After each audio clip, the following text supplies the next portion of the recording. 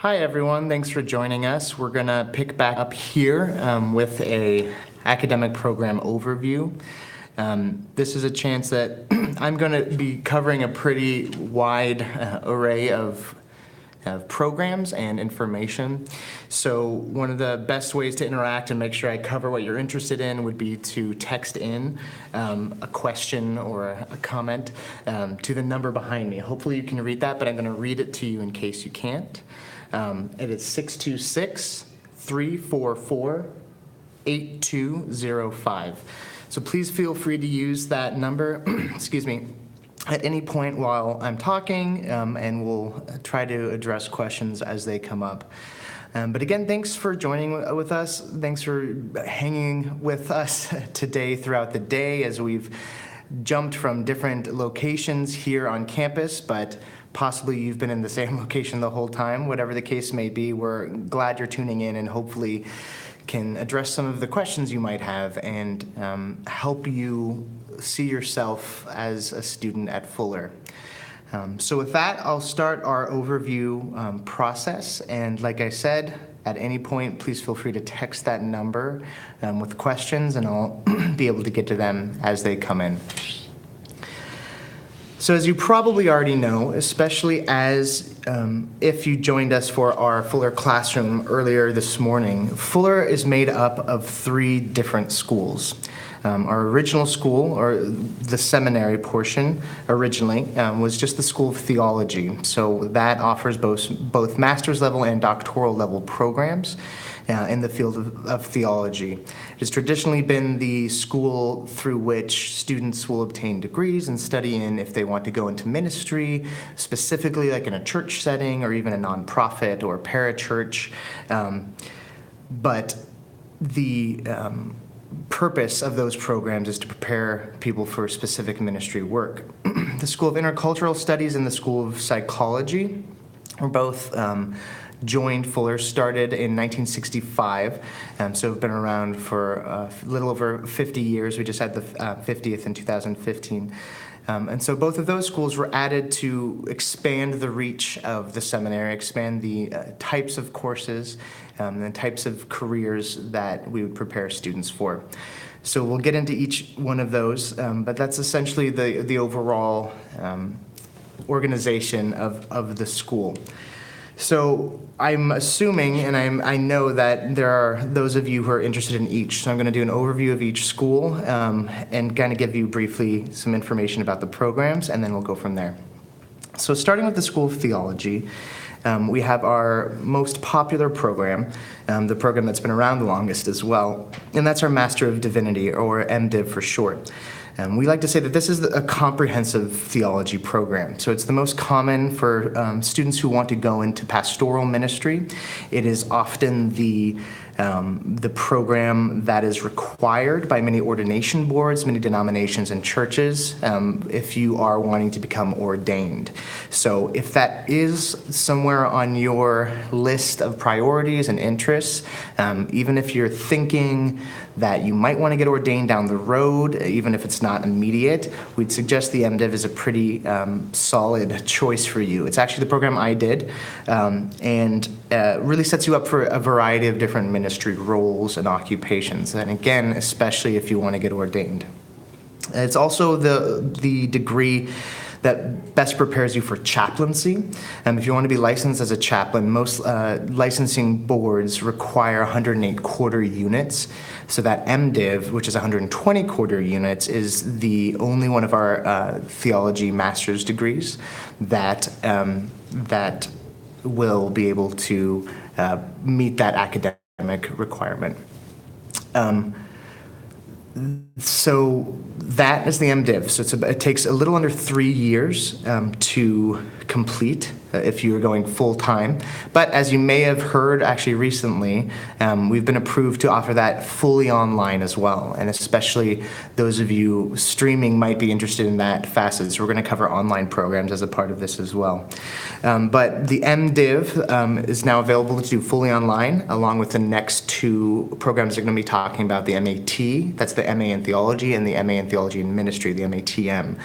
So what that means is it's not a different program. So you don't have to apply to it separately as you would the on-campus MDiv. They're the same program, and it really is just what we call a modality difference. So there's a residency requirement that some programs still have, and many schools still have as well, and that's the minimum number of courses you're required to take on campus. So the change has been that requirement has been lifted for those programs. So there's no minimum requirement number of courses that you have to take on campus. However, you're more than welcome to take the entire thing on campus. So you can do completely on campus, completely online, or any combination in between.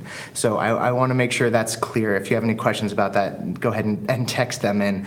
But it's not a different program. And in fact, it's actually our full faculty who are teaching those online classes. So the same faculty that you would get in person here, many of them, almost all of them, are also doing online courses as well. And in addition, those online courses usually don't have TAs, as you might have in some of the on-campus courses. You're getting direct access to those full faculty members.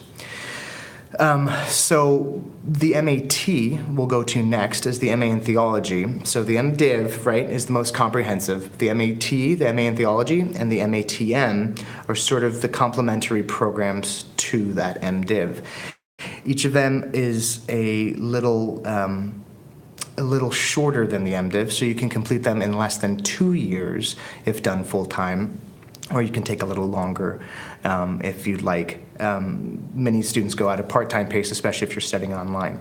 So the MA in Theology, we like to say, is focused, especially for folks who are interested in biblical studies, or focused on the academic side of the theology degree. So a lot of folks who are interested in possibly doing PhD work down the road, the MAT is a good option. And I should also say the MDiv is a great option as well. But also gives you a lot of elective space. So you have a core of theology courses, and then you have, let's see, about 8 courses of pure electives. So you can tailor your program in a specific way if you want to focus in a particular area. If it piques your interest, you can take ethics courses there, you can take youth ministry courses there, you can take some recovery courses there, just to name a few. But you really get to shape your master's degree in a way you want with the MA in Theology. So if you're looking for flexibility, especially because it's 100% online and has lots of electives, that's usually a great option. So the very similar program, the MA in Theology and Ministry, is the same length as the MA in Theology. However, the core is more focused on the practical sides of ministry. So there's a required apprenticeship, and there are some core practical ministry courses rather than the biblical studies focus. So if you think of the MDiv as a theology degree that prepares you both for biblical studies and practical ministry, you can think of the MAT as the one that focuses on the biblical studies side, and the MATM with the MA in Theology and Ministry, like the name suggests, focusing on the ministry side. So many of our students choose to take one of those shorter programs rather than the full MDiv, especially if you don't need to be ordained and you don't need the MDiv to be ordained. So that's a broad overview of our master's programs in theology. Like I said, if you have questions about those, feel free to text them in as we go. But I'm going to jump over to our School of Intercultural Studies. So it was originally founded, like I said earlier, in 1965 alongside our School of Psychology, and it was originally called the School of World Missions. And so that identity is still very much a part of it, and a part of the core identity of what the School of Intercultural Studies is all about.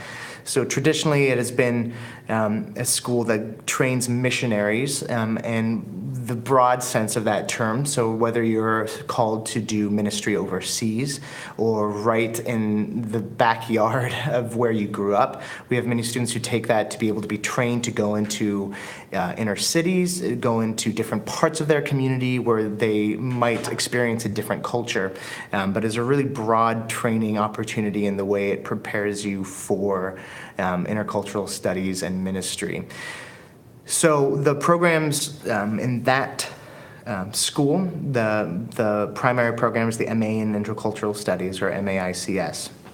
So it's also an academic degree, like the MA in Theology, and it gives you a pretty broad spectrum of intercultural studies courses, and also gives you a pretty significant amount of elective space, so you can tailor that in a pretty exceptional way. So you have your core courses that would focus more on intercultural studies rather than the theological biblical studies courses, if you're comparing it to the MA in theology, but really prepares you to do a multitude of things that would be in the realm of intercultural studies and ministry. So many of our students actually do choose to do that program and go into ministry, whether in a church setting or parachurch setting. Many choose to go into the nonprofit sector as well, still doing ministry, since we consider ministry to be many vocations, not just within a church building, but ministry can be really pretty much anything that you're being called to do, and that fits in with the work of God's mission in the world. So the MA in Intercultural Studies is a great basis for that. I actually had a number of my friends take that course or that program and are now working like with anti-human trafficking organizations, working with relief organizations from a faith-based perspective. So it really prepares you to do a lot.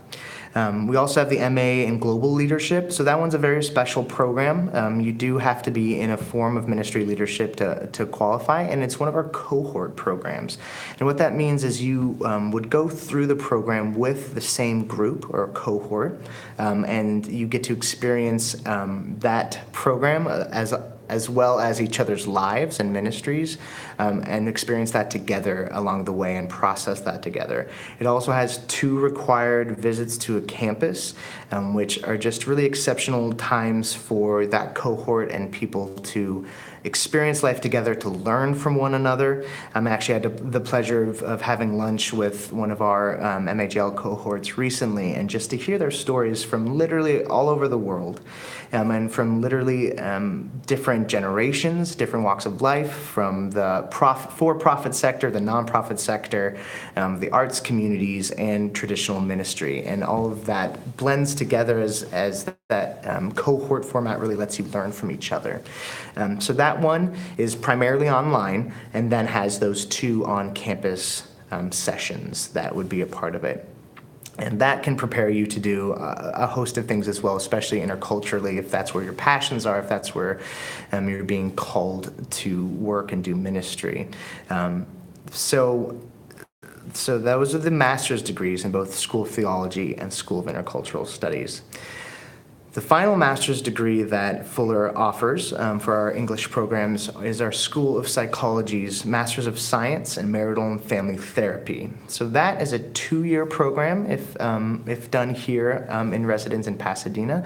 There's also a part-time 3-year version of the program at our Arizona campus, so you can have the option there. And there is some flexibility also available at our Pasadena campus, and we can talk more about that if you have questions. So the MS in Marital and Family Therapy prepares a student to become licensed as a marital and family therapist. It's specifically licensed in the state of California, which tends to have one of the most rigorous requirements for licensure. So it's very common that students who are licensed to do that kind of therapy here in California can take that licensure to other states and have that transfer. Anyway, that is a clinical in the sense of it is program in the sense that it's training you to do therapy with people. And again, so since we are a seminary, since that's at the heart of what we do, it's an integration program. So it has required theology courses at the foundation of it, at the heart of it. And so you would take theology courses as well as professional psychology courses and be trained to become a professional therapist. So Fuller is very passionate about that integration work, that you get both as your experience, even in our psychology programs. So staying in the School of Psychology, there are also a few of our doctoral level programs that relate a little bit to the MS-MFT, so we'll go through theirs before jumping back to the other doctoral programs. So we have both a PhD and a PsyD, that's Doctor of Psychology, in clinical psychology. So what those are two separate routes, both doctoral level, and both actually takes you from the bachelor's level all the way to doctoral. So you don't have to have a master's before you apply to either of those programs in the School of Psychology. And you actually earn master's degrees in the process towards your PhD. So you actually will get a master's of psychology. In addition to, if you do the PhD especially, you can get a master's of intercultural studies or even a master's of theology as a part of those programs. So it takes you from the bachelor's level, earn one or two master's degrees along the way, and then finally culminating in your earning of a doctoral degree. So the PhD is more of a research route, so allows you to do psychological research. It's less focused on the actual clinical training of being prepared to work in a clinical setting as a therapist, and more on the academic research route. And then the PsyD is more of the practical therapy route rather than the academic research route. So both aren't completely devoid of either one, but it's more of a depending on your research, depending on your passion, your calling, your focus of what you want to do with that degree and what you're passionate about in the field of psychology. Our admissions counselor can help you differentiate those from each other. Both fantastic programs. The PhD in clinical psychology is actually a 6-year program, and then the PsyD is a 5-year program. So both of them have a lot of substance to them. Again, so like I said, especially because you actually earn a master's degree, those are very much rooted in theology. So our psychology students have a minimum requirement of the number of theology courses and cultural studies courses that they get to take along the way. There's also the PhD, I should say, in psychological science, which is a completely non-clinical program. So it is research-based, very research-heavy, that some students choose to do if they don't want any of the clinical training part of it, and are really research-focused. It's a very academic degree. Okay, with that said, we're going to jump back to the School of Theology and School of Intercultural Studies on the doctoral level. So for our School of Theology, we have a PhD program and THM. So those are both our advanced programs in that school. So you do need a master's degree in a theological field, so either an MDiv or an MA in theology or the equivalent to apply for those programs. If you're curious about that, if you're not sure, talk to our office. Our admissions counselor will help you figure out if you qualify for that or if there's some more classes to take. And that's true of any of our programs. If you're not quite sure which one you might qualify for or which one you will fit your research needs or learning needs the best, ministry needs the best, let us know and we'll help you walk through that. But anyway, so that is broken down by concentration, and so you have the chance to choose a concentration in the PhD and choose a preferred faculty mentor. So you would be working with a faculty member, provided they have availability to work towards your research goals. So it's broken into 2 stages. The first stage is primarily residential here in Pasadena, at least that first year. It's very seminar-based. And then the second stage, once you actually start working on your dissertation and you get to the later parts, is more flexible in terms of where you're doing that and the timing of it, though each concentration is very specific. So if you're interested in that, it's better to have a conversation about it. So similarly, in the School of Intercultural Studies, we have the PhD and THM as well in Intercultural Studies. So obviously a focus more on that side in missiology and doing missions work and intercultural work rather than theology side. And not that those are exclusive, but most importantly too, especially when you're doing work with faculty, is that you'd be working with their intercultural studies faculty rather than theology faculty. So both have their place, both have their requirements. So the intercultural studies, I should say too, do have a requirement. So in addition to a minimum amount of theology work on the master's level, it does have requirements for a minimum amount of work for missiology or intercultural studies on the master's level as well. Again, if you're not sure, just let us know. We can take a look at your transcripts, even an unofficial version, and see if you do qualify for either of those programs. I also want to mention our Doctor of Ministry program. So it's slightly different from those options that we've already gone over. It is a practical practitioner's degree in our School of Theology. So you're required to, an applicant is required to already be in some sort of ministry leadership for usually at least 3 years after obtaining a master's degree in theology. So if you've already done an MDiv, if you've already done an MAT or something equivalent, and you've been in leadership for at least 3 years, then that program allows you to further develop those skills, further develop your education, and work. And again, so similar to the MAGL we talked about earlier, it's a cohort-based program. And actually, now that I remember too, I should say that the MFT in psychology is also cohort-based. So each of those programs, what that means again is that you go through it with the same cohorts. You grow together. It's a part of the learning experience that you do it with people along the way, and influence and be able to teach each other in that setting. So the DMin, the Doctor of Ministry, has those cohort options, so you should always just be checking on our website, so fuller.edu, and I believe that one's just fuller.edu/DMin, D-M-I-N, to see what the upcoming cohorts are. They all have their own admissions deadlines, so you can, if that interests you, you can go on there. They have just a ton of great cohorts with different cohort leaders and mentors. If that interests you, you can go check that out. And then finally, the Doctor of Missiology. So similarly, like we talked about the PhD and THM and in Theology and Intercultural Studies, so the DMin and the DMiss are sort of counterparts in the School of Theology and the School of Intercultural Studies. So similarly, it's a practitioner's degree, and is very popular often with students who are in the missions field, in ministry leadership, in an intercultural setting, in a mission setting, and want to get that doctoral level education in that field, rather than theology. So again, if you're not sure if that fits you and you're not sure which one to pick, let us know. Call our office. And I should say our office, if you can find it on fuller.edu, but it's 626-584-5400 is our front desk of our Pasadena office. And then our email is admissions@fuller.edu. That is admissions with an S at fuller.edu. We can talk about any of these programs. We can talk about other questions that we didn't bring up there either.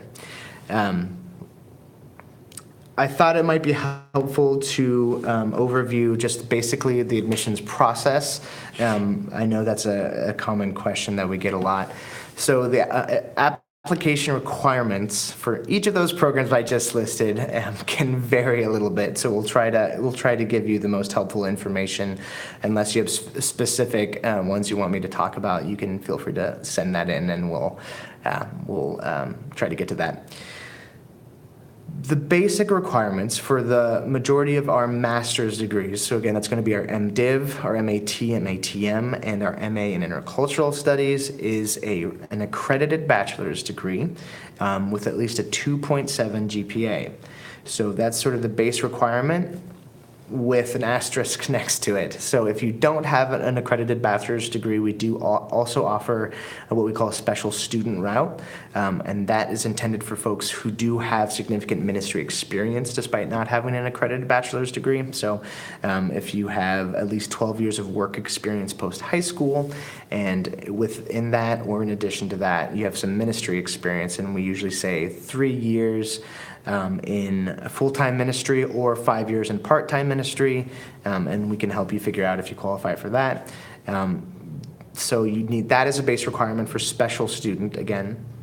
And then in addition to that, you'd need to fulfill an academic requirement, either of taking the GRE, the MAT, which is the Miller's Analogy Test, or having a minimum amount of accredited college-level work or a Bible degree, certificate or diploma. So it's a little complicated, but if that fits you, if that's something that you might be interested in or qualify for, let us know and we'll make sure if you qualify for that and answer your questions. Okay, so back to the normal route. So you need that accredited bachelor's degree with at least a 2.7 GPA. And then on top of that, you would need to respond to our 3 essay questions, what we call those religious autobiography is the first one. And really that's asking you to tell us your story, really. Tell us the story of your Christian journey, how church fits into that, how the role of Jesus fits into that. It's really your chance to tell us your about your journey and give the admissions committee a picture of that. And then there's a statement of purpose, which is essentially asking what you want to do with this degree, why you're pursuing a particular degree and why at Fuller. And then the statement of calling, which if you were able to join us for the part of the lunch portion is the question of at this point in your journey, how do you envision God's, your calling to God's mission in the world? Sorry, it's a lot of words. So you'd respond to those 3 essay questions, some personal demographic information, and then you need 3 recommendations. So one of those recommendations needs to be a pastoral recommendation. Most commonly, this comes from like a senior pastor so it can be any one of the people that you would consider a pastor. So, and I want to say that doesn't always mean it's the person who's at your church speaking from the pulpit every week or has that even pastor in that title. That's the most common way that happens, but we totally understand about life experience and differences in story and differences in where you're at. So we often say someone who has a pastoral role, especially who you would consider yourself has spiritual authority in your life. So sometimes that can be a small group leader, sometimes that can be a Bible study leader, spiritual mentor. Let us know. So that's pastoral reference. And then you need 2 academic or professional references. So both of those can either be academic or professional. So that can be a professor if you're still in undergrad or if you're in grad school, or just graduated and you still have that connection with a professor, with an academic administrator that can speak to your academic abilities. That would be the academic side of that. Or those can be professional, and that is a colleague or a supervisor, as long as they don't report directly to you, is usually acceptable for the committee. And so for all 3 of those references, the committee asks that they've known you for at least 1 year, and if they're not quite to that 1 year and you have questions about that, you can ask. But you've known them for at least 1 year, and that they've been in contact with you within the last 2 years. Again, just kind of looking for their familiarity with you and your potential in graduate study. So beyond those, so we have the bachelor's degree from an accredited school, the responses to the essay questions, the 3 references. You would just need to pay an application fee. It's a $75 fee if you're doing it online. And I should say that the entire admissions process, the application process, can be done online through fuller.edu. You just open up an account, register, pick the program you want to apply for, and it'll help walk you through the steps, and our staff will be there along the way to help you through it as well. So those are the core requirements for most of our master's programs, all of the ones we kind of covered in the School of Theology and School of Intercultural Studies. The requirements, on top of that, some requirements start to get added for the other programs we went over. So for the MFT, there's a few more essay questions that are looking as they pertain to psychology and your potential as a therapist. And then there's also the references are looking for a bit more of the academic side and your potential in therapy again. Probably understandable since it's a bit of a different program. And then the doctoral level, much more academic focused on the references, usually for especially theology and intercultural studies, you do like writing samples and research proposals. So it starts to get layered from there.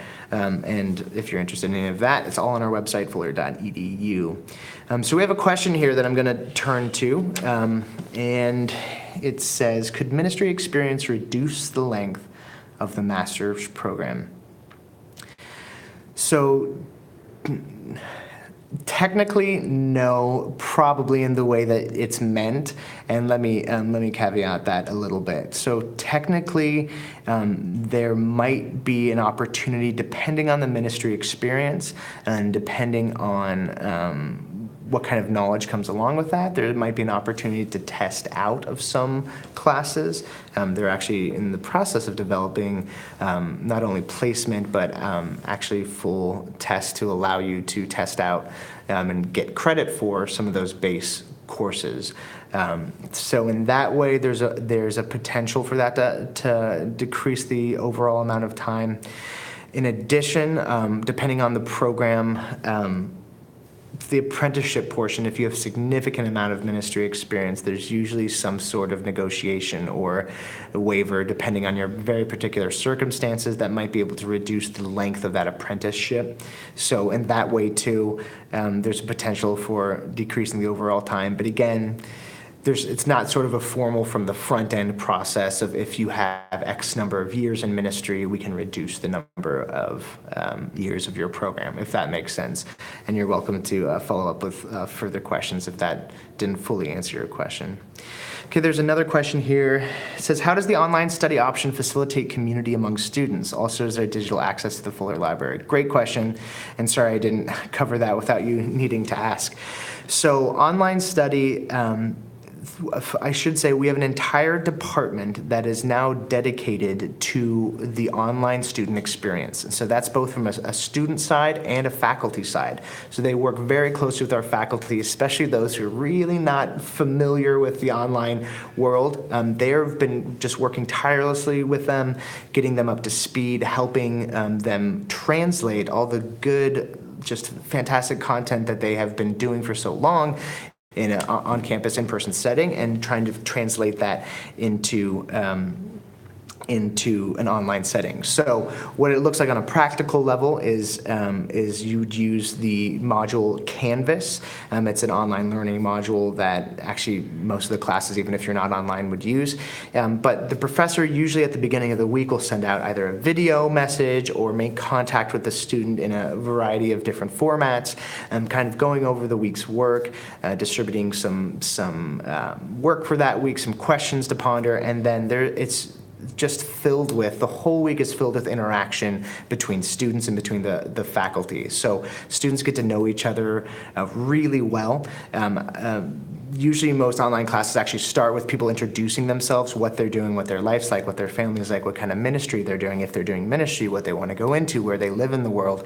I've heard a lot of people say, and actually have experienced it myself as a student, that sometimes you get a better sense of community in some senses in an online class than you might even in an in-person class, because oftentimes in person you can still obviously develop those interpersonal relationships, but usually not everybody in the class is required to go down the line and tell everybody their life story.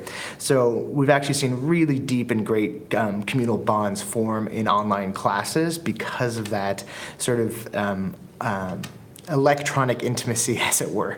There's actually a level that allows you to stay in your context and be who you are, maybe even more fully than people on campus in some degrees. I should also say that there's also much more access to things like Fuller's Chapel service. It's available live every Wednesday morning, and that URL, if you're actually interested in it, is so easy to remember, fuller.edu/chapel. But that actually is, chapel in general is a central part of the Fuller student experience. So we have it here on campus every Wednesday morning, and we've started broadcasting that with a 360 camera. So you actually kind of get to feel like you're right there in the room. And that's really designed to help foster online community. I'll say on top of that, our student life department has a record number of online student representatives this year from all over the globe, from I think 4 or 5 different countries, and states from across the U.S.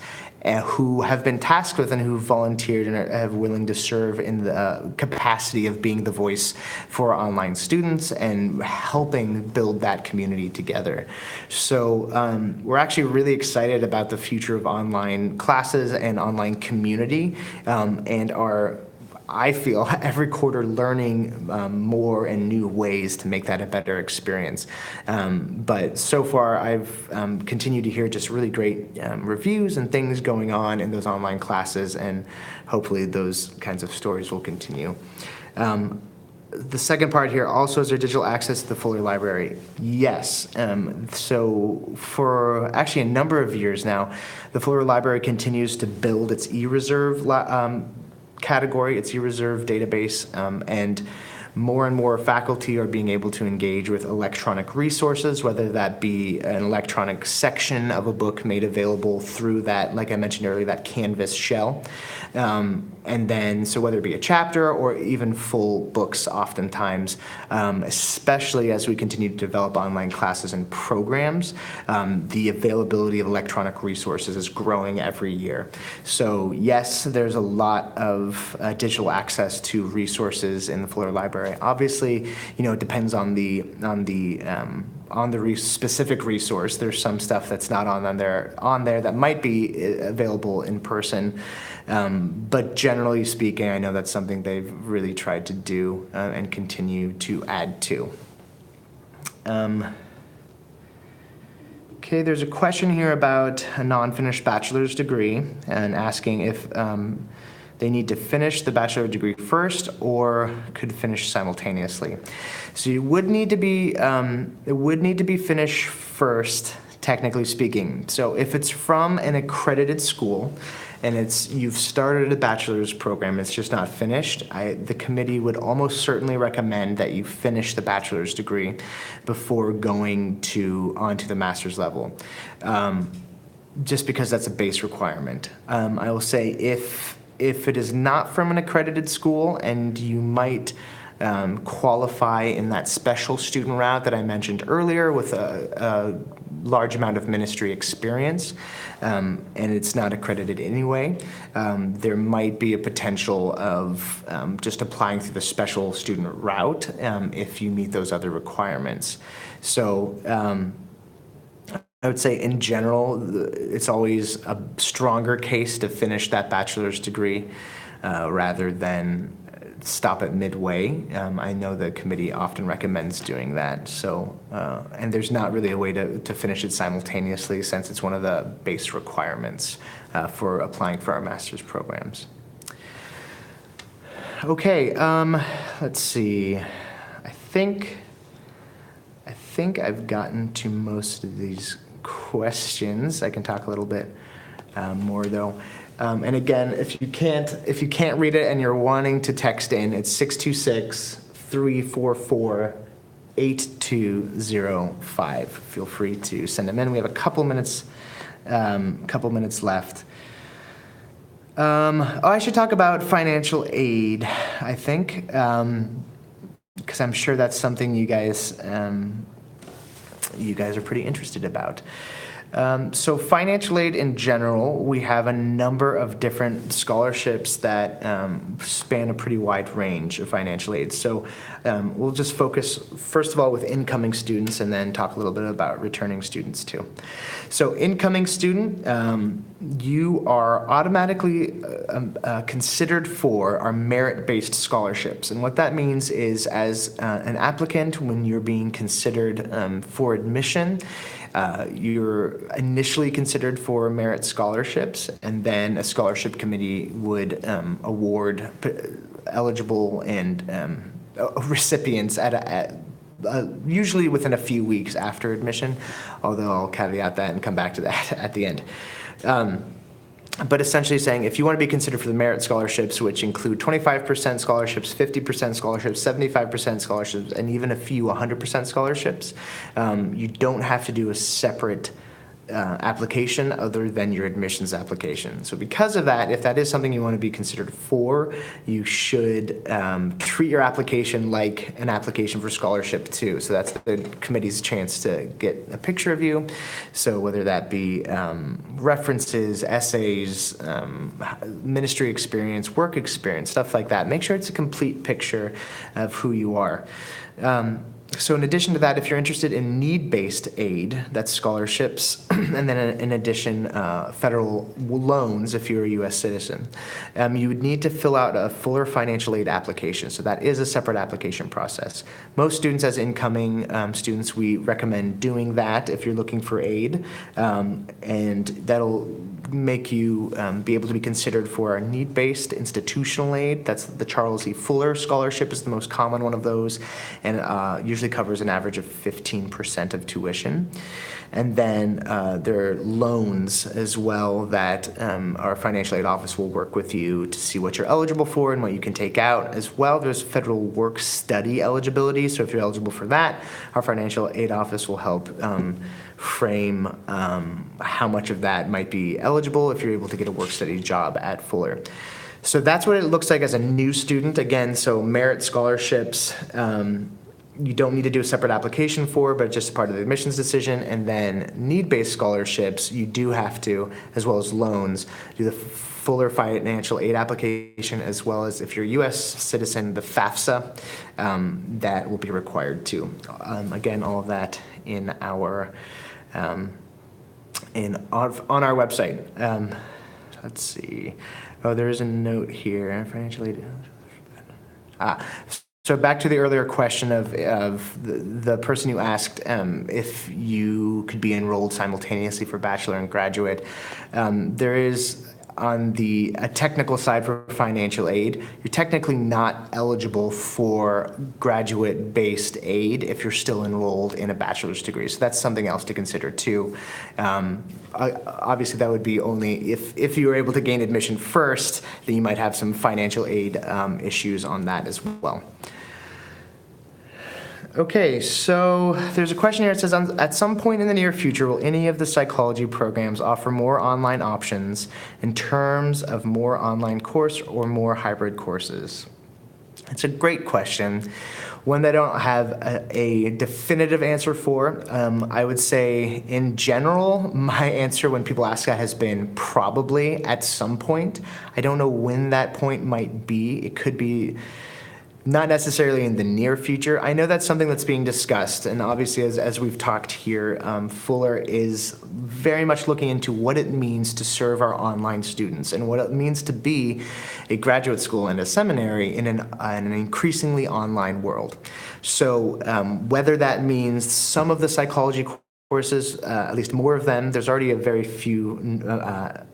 small number that are available, like family systems dynamics, that are available sometimes online. In general, it's possible that there would be more of those core classes that would lend themselves more to online learning available in the future. It might be possible that some portions of some of our psychology degrees will have more of an online presence. However, I say that all hesitantly because I know that our SOP faculty and our accreditors, like the APA and WASC, which are our two accrediting bodies for the psychology programs, have a lot of requirements in terms of online versus in-person training, especially for folks that want to be therapists and work in person. Again, those requirements tend to change over time too. So we're trying to stay very close with our accreditors as well as the will of our faculty here and serving our students. So it's really a blend of all those moving parts that's going to dictate what, if anything, is going to be online going forward. As you can probably guess, there are some more complications in terms of some of those clinical licensing for therapy programs that really can involve in-person work and really are dependent upon that in-person interaction if someone's going to be working in the therapy field in person. So that's part of what goes into play there. Again, possibly there's going to be some more availability going forward.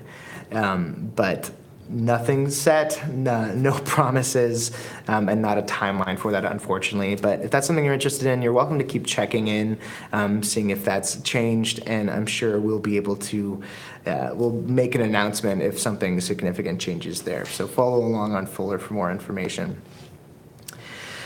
So somebody asked, when do you make the admissions decisions? Good question. So something you might know, might not, about Fuller is that we're separated into quarters. We're on the quarter system, which is a little different if you're coming from a semester-based program or school, which is, I had to make that transition. It was a little disorienting at first, but you get a hang of it pretty quick. So we do 4 quarters. So we do fall quarter, then winter quarter, then spring quarter, then summer. So you have the option, if you're full-time, that you enroll each of the 4 quarters sort of all year round. So in terms of admissions decisions, I'll separate them. I'm speaking for a lot of different programs, so I have to keep remembering that the answers vary depending on program. So for most of our master's-based programs in School of Theology and School of Intercultural Studies, the admissions is sort of what you'd consider rolling. And so what that means is those applications usually open around a year, even more in advance. And as long as they're open, you can apply for them. As long as you apply for them, you can complete your application, and as long as an application is complete, the admissions committee will decide on it. So we usually say it takes around 3 to 4 weeks to hear a decision from the time you complete an application. That means you've submitted it and have your transcripts in and your references in, and everything is submitted and it's ready to be reviewed. We usually say give about 3 or 4 weeks from that point to receive a decision. That time can vary depending on the year and the program. And then the other programs, so the more competitive programs in the sense of they have capped class numbers, so our MFT program, as well as all of our doctoral programs, are what we call competitive, and that there's a very set number of spots to fill. And so have a much more rigorous admissions process. So those all have different deadlines. So our doctoral programs and the MFT programs, those applications don't become available until August 1st each year to apply for the following fall. And again, with the caveat that the MFT program, if you're interested in Arizona, that one actually you can apply for it each quarter, and then the THM and Intercultural Studies you can apply for in each quarter. But for all the others, it's once a year. Opens August 1st, and then has the different deadlines depending on the program. So for those, they're decided on usually in early spring or late winter. Again, those are the programs that you're applying for just for the once a year start in each fall. So if you're applying for one of those programs, the decision will always come roughly the end of winter, beginning of spring. So the overall length of time will depend on when you apply, whether it be August 1st or right at the deadline. So that hopefully answers that question. But for the other programs, it is rolling admissions in the sense that as applications come in and they get completed, the admissions committee will review them. All right. We are coming up on the end here. We're a little over the allotted time, but if you have any last questions, you can feel free to send those in. Otherwise, please know that you can email. Again, our office is admissions@fuller.edu. You can send in your questions there. You can call our office. You can chat us too. So if you go to fuller.edu, there's a chat now function that will open up a live chat with our admissions office if you prefer that way. But we are here to help you. We're here to answer your questions. So whether you're thinking about applying and not quite sure, or you're already well into the application process and just have questions on finishing it, or you've even been accepted and have questions about what it looks like to actually start a program and become a student at Fuller, we're here for any of those. So please feel free to reach out to us. Thanks again so much for following online today for whatever part of the day you were with us. I hope you got some questions answered. And, right on cue, we have one last question. It says, how does the worship theology and the arts focus get integrated into the MDiv? I'll try to make this short. So essentially, the MDiv, for the core courses that you can choose from, and then especially the elective space, which is, the electives are slightly shorter than the MAT, like we talked about earlier. In any of those, you can choose worship theology and the arts courses as a part of those. So if you're an artist, if you're someone who's interested in that, I'm a worship pastor in another life. I do bivocational ministry at a church. I actually do the worship theology and the arts concentration as a part of my MDiv, so that I integrated sort of those courses alongside the other courses and the core courses like preaching and practical ministry, those. And I just had that as my lens for those classes, even that weren't formally worship theology and the arts. So, it really is as much as you want to integrate, up to the extent of taking those formal classes or just bringing that perspective and having that engage in your other classes. So there's definitely a way to do those together. Okay, well, thanks again. I hope you have a great day, and we look forward to talking with you. Thanks to all of you. Bye.